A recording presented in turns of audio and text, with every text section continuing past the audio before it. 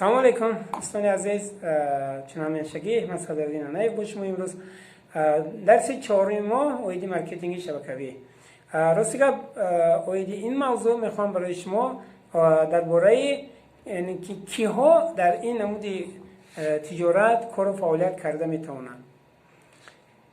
راستی این تجارت برای همه است، لیکن باز برای همه نه. برای چی؟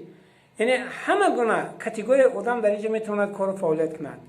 فقط اون نمیتواند کار کند که در زندگی مقصدی معینی خود را نداشته باشد.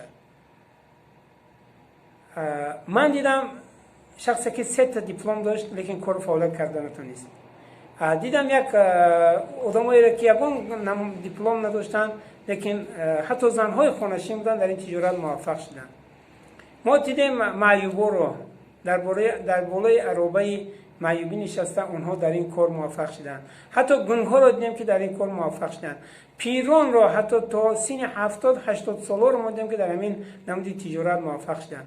حتی کودکانی که دوره مکتب خون هستند وقتی بیکاری بیرون از مکتب همراه پدر مادر خود اومده در این نمودی تجارت ها شغل می‌ورزند، تا یک درجه اونها حتی با موفقیت ها مایل شده میتوانند.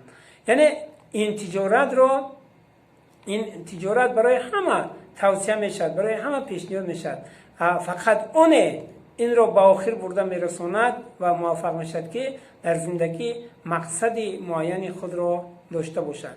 یعنی مارکتینگ شبکه‌ای، تجارت اخباراتی، مقصد گذاری را و بنقشه‌گیری کار را برای ما می‌آموزاند که خدا خواهد بود در این خصوص من درس آینده برای شما با پرگی معلومات می‌دهم. یک چیز دیگر رو در این برابر این به شما میخوام که روشن اندازم، یعنی تا کدام درجه درست یا نادرست بودنی همین کار. چون که در همه گونه دور و زمان هر آنچه که نو ظهور می‌یابد از نگاه مردم اول انکار میشد، یعنی به طریق منفی قبول میشد. شاید قانون حیات است، یعنی که نرسیدن معرفتی ما تا اون درجه باشد که اکثرا همین چی انکار میشد. من ببینید سالایی که اولی که انقلاب شد و مکتب ها جاری شدن، نمیخوندن در مکتب، معلم را چشم دیدن نداشتن. حتی من همین طبیبان نیز پدران میگفتن که با کو میگریختن، با رو نمی آوردن، یعنی که سرکشی میکردن از طبابت، از خوندن. لیکن امروز بینید که انا برای همین دو چی ما هم سلامتی و هم برای دانش گرفتن چقدر مبلغ ها صرف میکنیم، متخصص میجویم تا اینکه همین دو چی نعمت رو به دست بیاریم. یا یک چیز دیگر رو بینید، مثلا ماشین برآمد، مردم من دیوانم بالای چهارچرخ میشینن، گفته اکثریت قبول نمیکردن. من وقتی که رادیو و تلویزیون باری اول برآمدگی ده به عقل باور نمیکردن که نخواه یک صندوقچه گپ زند گفته. با مرور وقت امروز در خانه هر یک کدام ما این چیو حتی با ترقیات به حد کیهانی که تکنولوژی پیش رفته ما دیدیست شده. قانون طبیعت همین است. مارکتینگ شبکه‌ای هم این تجارت تماما نو است، دیگر است و دیگر نمودی ساختارهای کاری موافقت نمیکند.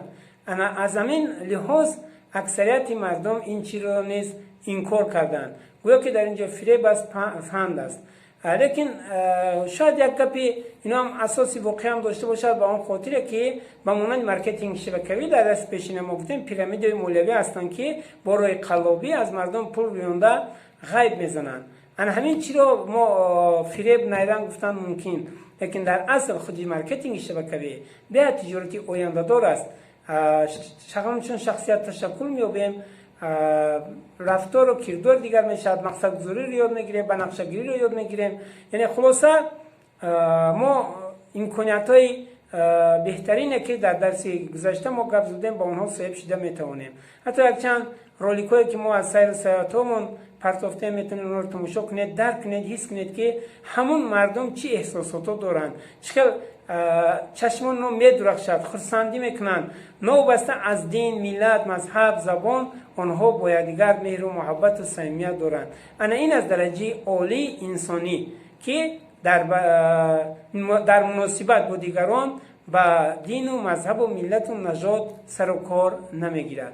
و همین خاطر این تجارت رو توصیه میتیم تحلیل کنید، آموزید، چون که آینده این تجارت موقعش بیاد بزرگ میشد. به کدام خاطر؟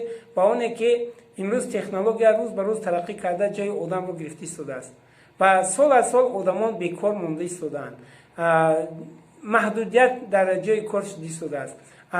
این نمود تجارت برای همکاری کردن محدودیت نیست.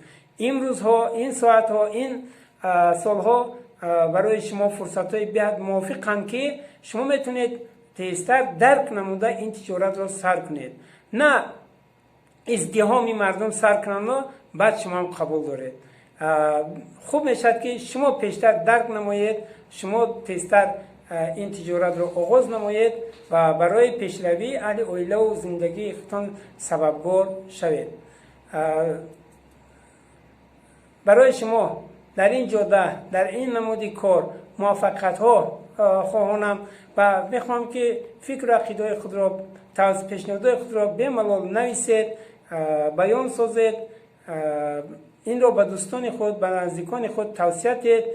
مقصد از هدف کشادن من همین سایت راستی گپ در یوتیوب، من نمیدونم از در یوتیوب از این پول کار میکند یا نه، بسیاری همین چیزا میپرسن. برای من این مهم نیست. مهم آن است که توانم محض با همین واسطه رسانه اینترنتی برای پیشرفت جامعه، برای معرفت ناکی مردم، برای رشد و نموی تجارت مارکتینگی در تاجیکستان یک ذره باشد هم یک خدمت کرده توانیم. برای همین